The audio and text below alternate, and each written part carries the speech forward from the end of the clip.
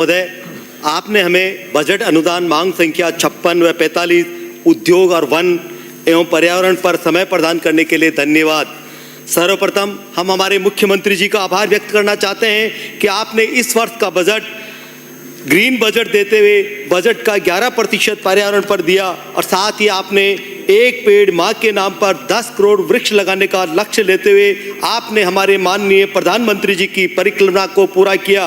प्रधानमंत्री जी ने 78वें स्वतंत्रता दिवस के संबोधन में कहा था कि देश का ध्यान अब ग्रीन ग्रोथ और ग्रीन जॉब पर है, जो पर्यावरण संरक्षण में योगदान करते हुए रोजगार के अवसर प्रदान करेंगे। माननीय सभापति महोदय, उद्योग देश की अर्थव्यवस्था की रीढ़ की हड्डी होती है, जिसे हम बैकबोन ऑफ इकोनॉमी भी कहते हैं। उद्योग ही हमारी देश की समृद्धि का आधार स्तंभ होते हैं। माननीय सभापति महोदय, हमारे प्रदेश के मुख्यमंत्री जी ने गुजरात वाइब्रेंट से प्रेरणा लेते हुए राजस्थान राइजिंग लाकर प्रथम वर्ष में ही 35 लाख करोड़ के MOU कर प्रदेश की समृद्धि का नया इतिहास लिखा। माननीय सभापति महोदय, अब हम हमारी विधानसभा भीलवाड़ा की तरफ आते हैं। भीलवाड़ा शहर आध्यात्मिक औद्योगिक नगरी के नाम से भी जाना जाता है। यहाँ पर बड़े स्तर पर माइनिंग व टेक्सटाइल का बिजनेस है। यहाँ की भूमि बहुत ही ऊर्जावान है। यहाँ के उद्यमी ने थोड़े ही समय में टेक्सटाइल में विश्व में अपनी पहचान बनाई है। आज भीलवाड़ा में 10 करोड़ मीटर प्रति माह कपड़ा बनता है। 31,000 करोड़ का टर्नओवर है, जिसमें 6,000 करोड़ का एक्सपोर्ट होता है और साथ ही भीलवाड़ा GDP में राजस्थान में तीसरा स्थान रखता है। पर यह सब उद्यमी ने अपने पुरुषार्थ से अर्जित किया। अगर सरकार का ध्यान अधिक होता तो भीलवाड़ा राजस्थान के विकास में और बड़ी भूमिका निभाता। माननीय सभापति महोदय, हम हमारे मुख्यमंत्री जी एवं माननीय मंत्री जी का भी आभार व्यक्त करते हैं कि आपने इस बजट से पूर्व ही RIPS 2024 एक अच्छी पॉलिसी समय पर लाकर उद्योगों को बड़ी राहत प्रदान की, जिससे उद्योगों के विकास के नए द्वार खुलेंगे। साथ ही हम राज्य सरकार से आग्रह करना चाहेंगे कि टेक्सटाइल कृषि के बाद सबसे ज़्यादा रोजगार सृजन करने वाला सेक्टर है। अब टेक्सटाइल उद्योग को मध्य प्रदेश की तर्ज पर सुविधा दी जाती तो यहाँ के उद्योग मध्य प्रदेश में माइग्रेट नहीं होंगे एवं राजस्थान में रहकर विकास व रोजगार में महत्वपूर्ण भूमिका अदा करेंगे। आज भीलवाड़ा के काफ़ी टेक्सटाइल उद्योग माइग्रेट होकर नीमच में टेक्सटाइल उद्योग लगा रहे हैं। माइग्रेशन का मुख्य कारण है कि वहाँ पर ब्याज पर अनुदान 5 से 6% है। दूसरा, औद्योगिक भूमि की सुगम उपलब्धता है। तीसरा है बिजली की दर मध्य प्रदेश में राजस्थान से 2 से 3 रुपये प्रति यूनिट सस्ती है। चौथा, सरकार के द्वारा उपयोग लगाने से संबंधित औपचारिकताएं तय सीमा में पूरी हो जाती है। पांचवा, मध्य प्रदेश में 40 से 50% कैपिटल सब्सिडी है, जबकि हमारे यहाँ सब्सिडी लगभग 23% है। तो ये बहुत ज़्यादा गैप है। अगर इसको अपन भीलवाड़ा में और राजस्थान में टेक्सटाइल को बिजनेस को बढ़ावा देना चाहते हैं तो उसकी पॉलिसी के मैच अपने को करना होगा। सभापति महोदय, औद्योगिक इकाइयों की स्थापना में सबसे महत्वपूर्ण भूमिका औद्योगिक भूमि की उपलब्धता होती है। वर्तमान में भू उपयोग परिवर्तन के लिए 2 लाख वर्ग मीटर से ज़्यादा के अधिकार राज्य स्तर पर करने से भू उपयोग परिवर्तन में काफ़ी प्रकरणों में विलंब हो रहा है। इसी के साथ औद्योगिक इकाइयों की ओर से विस्तारीकरण के आवेदन पर नई रूपांतरण हेतु आवेदित भूमि में पूर्व में औद्योगिक रूपांतरित भूमि को जोड़ा जा रहा है। इस हेतु भू उपयोग परिवर्तन की सीमा को बढ़ाते हुए इसे जिला स्तर पर ही निस्तारण करने का निर्देश दिया जाए।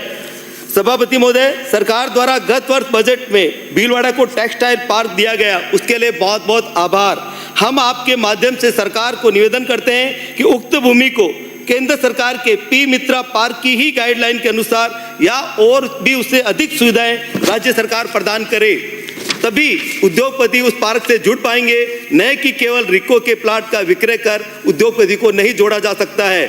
सभापति महोदय, आपके माध्यम से हम मंत्री जी से निवेदन करना चाहेंगे कि जिंदल साल लिमिटेड को वर्ष 2011 में खनिज लीज प्राप्त हुई थी तथा 2011 से 2025 तक 3 बार कंपनी द्वारा स्टील प्लांट लगाने हेतु सरकार से MOU किया, पर धरातल पर अभी तक कुछ नहीं हो पाया। कंपनी को अनुबंध अनुसार माइनिंग लीज के 2 वर्ष के भीतर ही स्टील प्लांट की स्थापना करनी थी और शहर के स्थानीय लोगों को रोजगार प्रदान करना था, पर आज दिनांक तक कंपनी द्वारा एक भी कमिटमेंट को पूरा नहीं किया गया और साथ ही स्थानीय स्तर पर माइनिंग की वजह से बहुत ही कठिनाई आ रही है। क्षेत्र के लोगों को मकानों में दरारें भी आ चुकी है। जिंदल साल लिमिटेड द्वारा अपने CSR फंड में जो राशि का व्यय दिखाया गया वह स्थानीय निकाय को अनुबंध में देय राशि है। एक ही राशि को दो जगह उपयोग करना रॉन्ग टैक्स प्रैक्टिस कहलाता है। माननीय मंत्री महोदय, हमारा आपसे अनुरोध है, आप जिंदल के सभी कमिटमेंट को पूरा करवाते हुए स्थानीय लोगों को रोजगार और क्षेत्र में विकास में सहयोग करवाएं। सभापति महोदय, पिछले दिनों चिकित्सा और स्वास्थ्य पर चर्चा के दौरान सभी सदस्यों का मत था कि आज का भोजन दूषित हो चुका है और रासायनिक खेती के कारण बीमारियां हो रही है, जिसका एकमात्र समाधान हमें पुनः जैविक की ओर गो आधारित कृषि पर लौटना ही होगा। इस हेतु हम मंत्री महोदय से निवेदन करना चाहेंगे, आप गो आधारित उद्योगों के प्रोत्साहन हेतु कोई नीति लाए और उनको अनुदान भी दिया जाए, जिससे न केवल उन उद्योगों से नई व्यक्ति को रोजगार मिलेगा वरन यह लोगों को स्वास्थ्य और गौ माता हेतु भी लाभकारी होगा। सभापति महोदय, पर्यावरण जीवन का आधार है, तभी हरियाली को धरती का गहना कहा गया। आज पेड़ केवल हमको देते ही है, लेते कुछ नहीं है। चाहे वह वातावरण को शुद्ध करना हो या मिट्टी के कटाव को कम करना हो, यह वर्षा का मुख्य कारण हमारे पेड़ ही है। राजस्थान की वह धरा है जहां मां अमृता देवी ने पेड़ों और पर्यावरण की रक्षा में अपने सहित अपने परिवार का बलिदान कर दिया। सभापति महोदय, भीलवाड़ा शहर के नजदीक स्थित हमीरगढ़ इक्को पार्क में पर्यटन को बढ़ावा देने हेतु एक योजना बनाई जाए ताकि अधिक से अधिक पर्यटन वहां आ सके। अब तो हमीरगढ़ हवाई पट्टी के सुधार से बड़े वायुयान भी जल्दी ही उतर पाएंगे, सो ये होटल व्यवसाय और पर्यटन का नया केंद्र बन सकता है। शरीर के समीप स्थित वनखंड सालरा, पांसल, आरजिया आदि में मेन एनिमल कॉन्फ्लिक्ट को कम करने हेतु दीवार निर्माण करवाया जाए और कई बार वन विभाग को गंगापुर और रायपुर क्षेत्र में लेपर्ड दिखते रहते हैं। अगर वन विभाग इस क्षेत्र को लेपर्ड सफारी हेतु बनाए तो गंगापुर, हमीरगढ़ और मेनाल के ये वन क्षेत्र पर्यटकों के नए आकर्षण के केंद्र बन सकते हैं। साथ में शहर में स्थित हरिणी की पहाड़ी को स्थानीय निवासियों के ट्रेकिंग, योग एवं प्राकृतिक पर्यटन को बढ़ाया जा सकता है। सभापति महोदय, हम सरकार का ध्यान हमारी चरागाह भूमि पर देना चाहेंगे। चरागाह भूमि केवल गौ माता हेतु ही नहीं वरन ये वातावरण को शुद्ध करने का कार्य करती है, वह जल स्तर को भी बढ़ाती है। इसका उदाहरण हमारे सामने राले गांव का उदाहरण है, जहां पर एक समय जल स्तर 400 फीट के नीचे पहुंच गया था। आज वही जल स्तर 50 फीट के आसपास आ गया है। वही हमारे भीलवाड़ा के मांडलगढ़ तहसील के अमृतिया गांव का है, जहां मात्र चरागाह विकास के कारण पिछले 25 वर्षों में कोई नलकूप नहीं खुदा है और जहां पर जल स्तर पहले से 100 फीट के नीचे था, आज 25 फीट के आसपास आ गया। हमारे पूर्वजों द्वारा यह भूमि पर्यावरण संतुलन, पशु पक्षियों के आश्रय स्थल और जल स्तर को सुधारने हेतु छोड़ा गया। आज वही आधुनिकता के युग में हम चरागाह की महत्ता को भूल गए हैं। आज हमारी अन्य योजना के साथ में जोड़कर चरागाह का विकास हो सकता है। इस हेतु सरकार द्वारा समय समय पर दिशा निर्देश जारी किया जा चुका है, पर आज तक इस पर कोई ठोस कार्रवाई नहीं की गई। इस हेतु हमारा सरकार से निवेदन है कि चरागाह का विकास कर पर्यावरण को संतुलित बनाया जा सके। धन्यवाद सभापति महोदय, आपने हमें समय प्रदान किया, उसके लिए जय हिंद, जय भारत।